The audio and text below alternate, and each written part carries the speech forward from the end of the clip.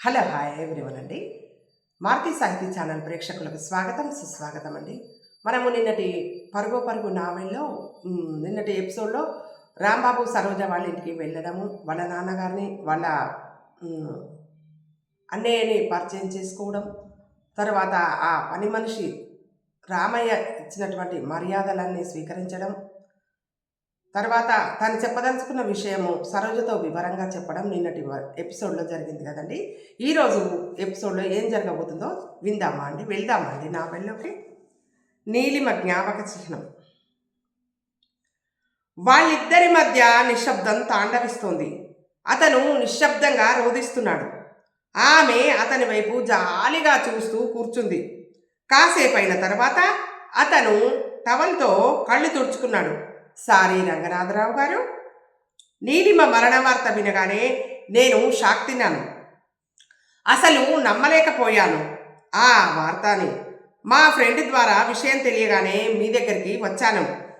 అసలు ఆమెని అంత దారుణంగా హత్య చేయవలసిన అవసరం ఎవరికి ఉంటుంది?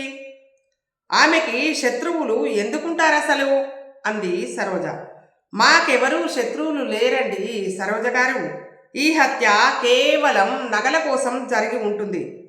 మీదట నీలు కనిపించలేదని పోలీసులకు రిపోర్టు ఇచ్చినప్పుడు గమనించలేదు. హత్య జరిగిందని తెలిసాక కూడా గమనించలేదు.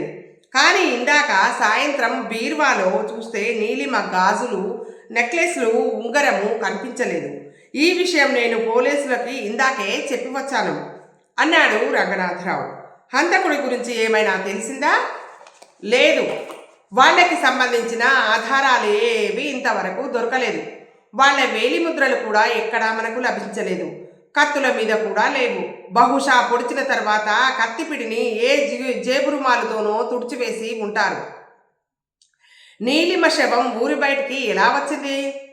బహుశా నీలిమ ఏ షాపింగ్కి వెళ్ళినప్పుడో దొంగలు ఇంట్లో ప్రవేశించి ఉండాలి. వాళ్ళు దోచుకోవడం పూర్తి కాకముందే నీలిమ ఇంటికి వచ్చేసి ఉండాలి. నీలిమ తమని గుర్తుపడుతుందనే భయంతో వాళ్ళు ఆమెని చంపాలని నిర్ణయించుకొని ఉంటారు. కానీ అక్కడే చంపేస్తే ఇంటికి ఎవరైనా వస్తే హత్య జరిగినట్టు వెంటనే తెలిసిపోతుందని వాళ్ళు అనుకుని ఉండవచ్చు. కాబట్టి నీలిమకి స్పృహ తెప్పించి ఊరి బయటికి తీసుకెళ్ళి అక్కడ చంపేసి ఉండాలి. శవాన్ని ఎవరైనా గమనించేటప్పుడు చాలా ఆలస్యం అవుతుంది. ఈలోగా తాము ఈ ఊరికి చాలా దూరంగా పోవచ్చు అనుకుని ఉండాలి. మళ్ళీ అసలు శవాన్నే పూర్తిగా మాయం చేసేస్తే సమస్యే ఉండదని ఆలోచించి శవాన్ని ఊబిలో పడేసి ఉంటారు. అలా అని ఇన్స్పెక్టర్ చెప్పారు. చెప్తున్నప్పుడు రంగనాథరావు గొంతు దుఃఖంతో పూడుకుపోయింది. పాపం, ఆ హంతకులు దొరుకుతారులేండి, వాళ్ళకి ఉరిశిక్ష తప్పకుండా పడుతుంది ఆవేశంగా అంది సరోజ. వాళ్ళకి శిక్ష పడినంత మాత్రాన నా నీలు తిరిగి ప్రాణాలతో నా దగ్గరికి రాదు కదా. కిటికీలోంచి శూన్యంలోకి చూస్తూ అన్నాడు రంగనాథరావు. మళ్ళీ 2 నిమిషాల పాటు వాళ్ళిద్దరి మధ్య నిశ్శబ్దం రాజ్యమేలింది. ఇంకా వస్తానండి. బాధ మీకే కాదు, నాకు ఉంది, నా ప్రాణ స్నేహితురాల్ని పోగొట్టుకున్నందుకు. కానీ బాధని దిగమింగుకోవాలి. గుండెను రాయి చేసుకోవడం కంటే మనమేం చేయలేం కదా రంగనాథరావు గారు. సరోజ లేచి నిలబడింది. రంగనాథరావు కూడా లేచి నిలబడ్డాడు. సరోజని గుమ్మం దాకా సాగనంపాడు రంగనాథరావు. వస్తానండి అతనికి చెప్పి 2 అడుగులు వేసింది సరోజ. ఆగండి అన్నాడు రంగనాథరావు ఏదో గుర్తుకు వచ్చి. సరోజ అతని వంక ఆగి ప్రశ్నార్థకంగా చూసింది. రంగనాథరావు లోపలికి వెళ్ళి చేతిలో కెమెరాతో వచ్చాడు. ఒకసారి నీలు దగ్గర ఈ కెమెరా చూసి మీరు నన్ను అడిగారు, గుర్తుందా? ఇలాంటి కెమెరానే మీకు సంపాదించి పెట్టమని. తను ఎలాగూ లేదు. ఇంకా ఈ కెమెరా నాకెందుకు, మీరే తీసుకోండి. అబ్బే ఎందుకు, వద్దండి. సరోజ వెనక్కి ఓ అడుగు వేస్తూ అంది. పర్వాలేదు, తీసుకోండి. నాకు ఈ కెమెరాతో ఫోటోలతో అంత ఇంట్రెస్ట్ ఉండదు. మీ ప్రాణ స్నేహితురాలి గుర్తుగా ఈ కెమెరా మీ దగ్గర ఉండడమే ఉచితం. ఇంకా కాదనలేకపోయింది సరోజ రంగనాథరావు చేతిలోంచి అందుకుంది కెమెరాని. Nikon camera. పాపం వీరు. అక్కడ అండర్ గ్రౌండ్లో యథాప్రకారంగా అందరూ రౌడీలు బారులు తీరి నిల్చుని ఉన్నారు. గ్లాస్ డోర్స్ వెనకాల బిగ్ బాస్ కూర్చొని ఉన్నాడు. ఎదురుగ్గా జగ్గు వీరు తలలు వంచుకొని నిల్చున్నారు. ఛీ సన్నాసులు, ఒక్క పని సరిగ్గా చేయడం చేత కాదు కదా మీకు? తినమంటే పూటకో కోడి ఎముకలు లేకుండా నమిలేస్తారు. బిగ్ బాస్ కోపంగా అరిచాడు. అతని గొంతు గోడలకి అమర్చి ఉన్న స్పీకర్స్ నుండి కంగున వినిపించింది. ఈవేళ పేపర్ చూశారా అసలు మీరు? మళ్ళీ బిగ్ బాస్ అన్నాడు. నీడలా కనిపిస్తున్న బిగ్ బాస్ ఆకారాన్ని చూస్తూ తలలు ఊగించారు. ఏముంది అందులో? నీలిమ శవాన్ని పోలీసులు కనుక్కున్నట్టు, ఇన్స్పెక్టర్ శ్రీరామ్ కేసును పరిశోధిస్తున్నట్టు ఉంది. మమ్మల్ని క్షమించండి బాస్ అన్నాడు జగ్గు. అసలు శవాన్ని ఊరు బయట ఓపెన్గా పడేయటం ఒక తప్పు. దాన్ని మాయం చేయండిరా అని అన్నప్పుడు ఎక్కడికో దూరంగా చుట్టుపక్కల ఉండే ఏ ఊరికో తీసుకెళ్ళి అక్కడ చెరువులోనో బావిలోనో పారేయక పక్కనే ఉన్న ఊబిలో పడేయటం మరో తప్పు. శవాన్ని మాయం చేయడానికి మీరు ఊరు బయటికి వెళ్ళేసరికి కొంపలు మునిగిపోయినట్టు అప్పుడే అక్కడికి వచ్చి వాడెవడో శవాన్ని ఫోటో తీశాడు. మండిపడసాగాడు బిగ్ బాస్. అసలు వాడు ఫోటో తీయకముందే ఎవరికీ హత్య జరిగినట్టు, శవం ఊబిలో ఉన్నట్టు అసలు తెలిసేది కాదు బాస్ అన్నాడు వీరు మెల్లగా. మీరిద్దరూ నోళ్లు ముయ్యండి. శవానివేనా? మీ ఇద్దరి ఫోటోలు కూడా తీశాడా వాడు? శవాన్నే తీశాడు బాస్. మేమిద్దరం వెళ్ళేసరికి వాడు వెళ్ళిపోయాడు బాస్. ఇద్దరు కోరస్గా అన్నారు. అంటే వాడు ఉండి ఫోటోలు తీయించుకుని వాడు ఉంటే ఫోటోలు కూడా తీయించుకునే ఉండేవారన్నమాట. మీ అనుమతి లేకుండా ఎలా తీయించుకుంటాం బాస్? జగ్గు మరింత వినయంగా అన్నాడు. హో పీటర్, పిచ్చి పట్టినట్టు అరిచాడు బిగ్ బాస్. ఎస్ బాస్ అంటూ పీటరు 2 చేతుల్లోని రివాల్వర్స్ని ఇద్దరి గుండెలకి గురిపెట్టాడు. బాస్, ఈ ఒక్కసారి మమ్మల్ని క్షమించండి బాస్. ఇంకెప్పుడు పొరపాట్లు చెయ్యమంటే చెయ్యం బాస్ అన్నాడు జగ్గు గడగడా వణికిపోతూ. మీ దగ్గర పర్మనెంట్ ఉద్యోగిని, సీనియర్ని, నన్ను చంపకండి బాస్ అన్నాడు జగ్గు వణికిపోతూ. నేడో రేపు నా ప్రొబేషన్ అయిపోయి పర్మనెంట్ అయ్యే సమయంలో మీరు నన్ను చంపి అన్యాయం చేయకండి బాస్. నేను పర్మనెంట్ అయి హత్యలు, దోపిడీలు, స్మగ్లింగ్లు చేసి మీ సేవ చేసుకుంటూ బతుకుతాను బాస్. ప్రొబేషన్ పీరియడ్లో చేసిన తప్పులు క్షమించండి బాస్ అన్నాడు వీరు దీనంగా.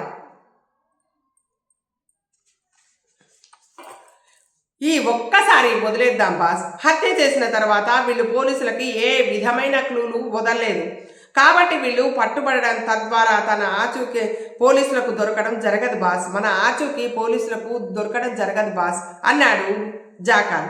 సరే, నీ మాట మీద వీళ్ళని ఈసారికి వదిలేస్తున్నాను. కానీ పోలీసులకి వీళ్ళ మీద ఏ మాత్రం అనుమానం కలిగినట్టు తెలిసినా పోలీసులకు దొరకకముందే వీళ్ళని షూట్ చేసేయి. గట్టిగా నవ్విన బిగ్ బాస్కి దగ్గొచ్చింది. మరేం పర్వాలేదు బాస్, కాస్త మెల్లగా దగ్గండి బాస్. ఇన్ని స్పీకర్లు ఉన్నాయి కదా, మాకు బాగానే వినిపిస్తుంది. దగ్గు బిళ్ళలు ఉన్నాయి కావాలా బాస్? జాకాలు వినయంగా అడిగాడు. వద్దులే, నా దగ్గర సిరప్ ఉంది. మరో విషయం, వీరుగాడి ప్రొబేషన్ పీరియడ్ 3 నెలలు ఎక్స్టెండ్ చేయండి. ఆ మాటలు వినగానే వీరు గుండెలో అగ్ని పర్వతాలు బద్దలయ్యాయి. భూమి 2గా చీలి తను మధ్యలో కూరుకుపోతున్నట్లుగా అనిపించింది. అందరూ వీరు వంక జాలిగా చూశారు. బిగ్ బాస్ వికటాట్టహాసం ఆ గుహలో ప్రతిధ్వనించింది. హా హా హా అని ఖల్మని దగ్గసాగాడు. నవ్వుతూ దగ్గుతూ బిగ్ బాస్ తన చేతిలో ఉన్న ఒక యంత్రం బటన్ నొక్కాడు. అంతే, గ్లాస్ డోర్స్ అవతల మంచులా పొగలు దట్టంగా వ్యాపించాయి. 2 నిమిషాల అనంతరం పొగలు మాయమయ్యాయి. గ్లాస్ డోర్స్ వెనకాల ఉన్న కుర్చీ ఖాళీ అయ్యింది. అందరూ జగ్గు వీరులతో సానుభూతి వాక్యాలు పలికారు. జాకాలు జగ్గు వీరుల దగ్గరికి వచ్చి వాళ్ళ భుజాలు తట్టాడు. ఫ్యూచర్లో ఇలాంటి పొరపాట్లు జరగకుండా జాగ్రత్తగా ఉండండి. జగ్గు వీరు గుహలోంచి బయటకు వచ్చారు. ఇదంతా ఆ స్టూడియో వాడి వల్లే వచ్చింది. వాడే కనుక శవాన్ని ఫోటో తీసి ఉండకపోతే మనకిన్ని కష్టాలు ఉండేవే కాదు అన్నాడు జగ్గు మీసం మేలేస్తూ. వాడి వల్లే నా ప్రొఫెషన్ ఎక్స్టెండ్ అయింది. వీరు పళ్ళు కొరికాడు. వాడి వల్ల సీనియర్నైన నా పరువు జూనియర్ల ముందు పోయింది. జగ్గు మీసాన్ని ఇంకా గట్టిగా మెలేసి నొప్పెట్టి బాధతో మూలిగాడు. ఇంతకీ పేపర్లో ఏమని పడింది? వాడి పేరు? వీరు ఆలోచిస్తూ అడిగాడు. రాంబాబట. ఇస్మాయిల్ ప్లీజ్ ఫోటో స్టూడియో ఉందట వాడికి చిక్కడపల్లిలో. రాంబాబు, నీ మీద పగ సాధించకపోతే నా పేరు వీరు కానే కాదు.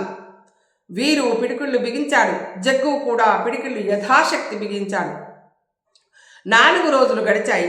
ఈ 4 రోజులు రాంబాబు తన ఫోటో స్టూడియో పనిలో బిజీగా ఉన్నాడు. నీలిమ హత్య కేసు నగరంలో ఒక సెన్సేషన్ క్రియేట్ చేసింది. ఆ హత్యకు సంబంధించిన వార్తలలో రాంబాబు పేరు, ఇస్మాయిల్ ఫోటో స్టూడియో పేరు కూడా రెగ్యులర్గా వస్తుండటంతో అతని స్టూడియో బాగా పాపులర్ అయిపోయింది. అంతేకాకుండా రాంబాబు ఫోటోగ్రఫీకి సంబంధించిన మెళకువలన్నీ ఏ కాస్త తీరిక చిక్కిన తన ఫ్రెండ్ శ్యామలరావు దగ్గర నేర్చుకోవడంతో ఈ మధ్య ఫోటోలు కూడా కాస్త బాగానే తీస్తున్నాడు. అందుచేత కాస్త బేరాలు కూడా బాగానే రాసాగాయి. ఒకరోజు ఒకరి ఫోటోకి ఫైనల్ టచ్అప్ ఇస్తుండగా రాంబాబుని కిష్టయ్య అడిగాడు, గురువుగారు, సరోజ గారు కనిపించడం లేదేంటండి? ఏమోరా, ఏమైనా అర్జెంటు పనుల్లో ఉందో ఏమో అన్నాడు దీక్షగా ఫోటోకి టచ్అప్ ఇస్తూ. గురువుగారు, మీకు దొరికిన నెక్లెస్ గురించి సరోజ గారికి చెప్పారా? లేదురా, ఆ విషయం గురించి సరోజకు చెప్పే అవకాశం నాకు రాలేదు. మెల్లగా చెప్దాము అనుకున్నాను. ఇంతలో నీలిమ హత్య గురించి చెప్పి సరోజకి నీలిమ ఫోటో చూపించాను. ఆ ఫోటో చూస్తూనే సరోజ ఏడ్చేసింది. వెంటనే సరోజ నీలిమ ఇంటికి పరుగు తీసింది. అంత విచిత్రంగా లేదురా కిష్టయ్య? నీలిమ మన దగ్గరికి రావడం, కెమెరా అడ్జస్ట్మెంట్స్ గురించి అడగడం, ఆ తర్వాత ఆమె హత్య చేయబడడం, మనకు తెలియకుండానే ఆమె శవాన్ని ఫోటో తీయడం, ఆమె అనుకోకుండా తన స్నేహితురాలు సరోజకి స్నేహితురాలు కావడం, అంతేకాదు గురువుగారు, అనుకోకుండా మీకు డైమండ్ నెక్లెస్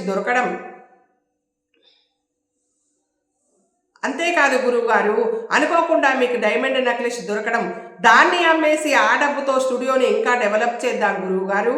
తప్పురా, వేరే వాళ్ళ సొమ్ము మనకెందుకు? ఆ నెక్లెస్ ఎవరిదో తెలుసుకొని వాళ్లకు అందజేయడానికి ప్రయత్నిద్దాం.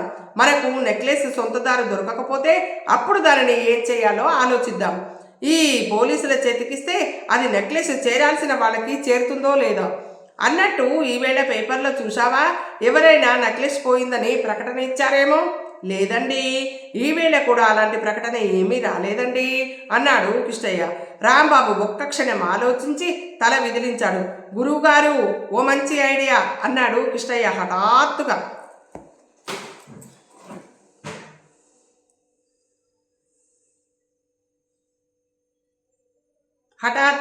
రాంబాబు కిష్టయ్య వంక ప్రశ్నార్థకంగా చూశాడు. గురువుగారు, ఆ గుండుగాడు మీకు హిమాయత్ నగర్లో డాష్ కొట్టాడు. అప్పుడే కదండి వాడి జేబులోంచి ఆ నగ పడింది. వెంటనే అతన్ని తరుముకుంటూ ఒక ఇన్స్పెక్టరు, మరో మనిషి కూడా వచ్చారు కదండి. అవును, కానీ ఆ నగ వాళ్ళది కాదు. నేను అప్పుడే ఆ విషయము కనుక్కున్నాను. ఆ గుండుగాడు వాళ్ళ డబ్బు కొట్టేశాడట.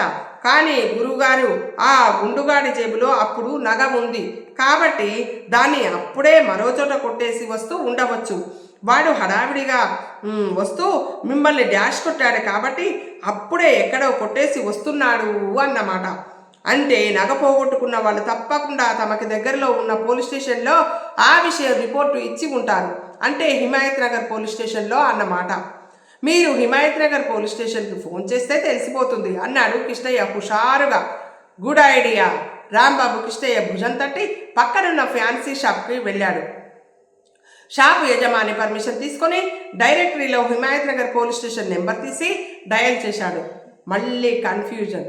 హలో అన్నాడు. Hello, Himayat Nagar police station అంది అవతలి కంఠం. హలో, మీకు దాదాపు 4 రోజుల క్రితం ఎవరైనా కంప్లైంట్ ఇచ్చారా సార్ అన్నాడు రాంబాబు. గోళ్ల రంగు బాగాలేదని కంప్లైంట్ ఇచ్చారా? అదేంటండి సార్, అటువంటి కంప్లైంట్ ఎందుకు ఇస్తారు? హలో, ఇది పోలీస్ స్టేషన్. తెలుసు సార్, ఇందాకే చెప్పారు కదా. ఇంతకీ గోళ్ల రంగు ఈసారైనా మంచిది ఇవ్వండి, లేకపోతే మా ఆవిడ నాతో పోట్లాడుతుంది. నేను మీకు గోళ్ల రంగు ఇవ్వడం ఏమిటి, మీ ఆవిడ పోట్లాడడం ఏంటి, నాకు అసలు అర్థమే కావడం లేదు. ఇంతకీ అది పోలీస్ స్టేషనేనా? కన్ఫ్యూజన్గా అడగసాగాడు రాంబాబు. ఇది పోలీస్ స్టేషన్, గోళ్ల రంగు అని అంటున్నావేంటయ్యా? మరీ ఇంత చిన్నవి పోతే మేము కంప్లైంట్స్ తీసుకోము. గోళ్ల రంగు పోవడం ఏంటి? మీరేగా గోళ్ల రంగు బాగోలేదని అన్నారు. రాంబాబు ఆశ్చర్యంగా చూశాడు. నాయనా రాంబాబు, ఓసారి నువ్వు వెనక్కి తిరుగుతావా? అరే, నా పేరు మీకెలా తెలిసింది? వెనక్కి ఎందుకు తిరగాలి? రాంబాబు ఎగ్జైట్మెంట్తో అడిగాడు రిసీవర్ చుట్టూ చేతిని బిగిస్తూ. ఫోన్లో కాదు, ఇక్కడ షాపు ఓనర్ని మాట్లాడుతున్నాను. వెనక్కి ఓ మారు తిరుగు, గట్టిగా అరిచాడు షాప్ ఓనరు అసహనంగా. రాంబాబు వెనక్కి తిరిగాడు. షాప్ ఓనరు ఒక కస్టమరు కోపంగా రాంబాబు వంక చూస్తూ నిలబడి ఉన్నారు. ఫోన్ చేసినప్పుడల్లా ఇలా చేస్తే ఎలాగయ్యా రాంబాబు? ఇంకోసారి మా కస్టమర్లు మాట్లాడుతుంటే ఫోన్లోంచి ఆ మాటలు వస్తున్నాయి అనుకొని కన్ఫ్యూజ్ అవుతే నేను నిన్ను ఫోన్ చేసుకొని ఇవ్వను అంతే అన్నాడు షాప్ ఓనరు పళ్ళు కొరుకుతూ. సారీ సారీ అని రాంబాబు మళ్ళీ ముందుకు తిరిగి హలో అన్నాడు. హలో, పోలీస్ స్టేషన్ అండి. మీ బాధ ఏదో చెప్పరే? అది కాసా, 4 రోజుల క్రితం మీ పోలీస్ స్టేషన్లో ఎవరైనా డైమండ్ నెక్లెస్ పోయినట్టు కంప్లైంట్ ఇచ్చారా సార్ అడిగాడు రాంబాబు. లేదే, అటువంటి కంప్లైంట్ ఎవ్వరు ఇవ్వలేదు. ఇంతకీ ఎందుకు అడుగుతున్నారు? సమాధానం చెప్పకుండా ఫోన్ డిస్కనెక్ట్ చేశాడు రాంబాబు. ఎవరూ నెక్లెస్ పోయినట్టు కంప్లైంట్ ఇవ్వలేదురా కిష్టయ్య, స్టూడియోలోకి అడుగు పెడుతూ అన్నాడు రాంబాబు. రాంబాబు టేబుల్ ముందు కూర్చుంటుండగా సరోజ స్టూడియోలోకి అడుగుపెట్టింది. ఆమె ముఖం పాలిపోయి కళావిహీనంగా ఉంది. Hello Saroja, what a surprise!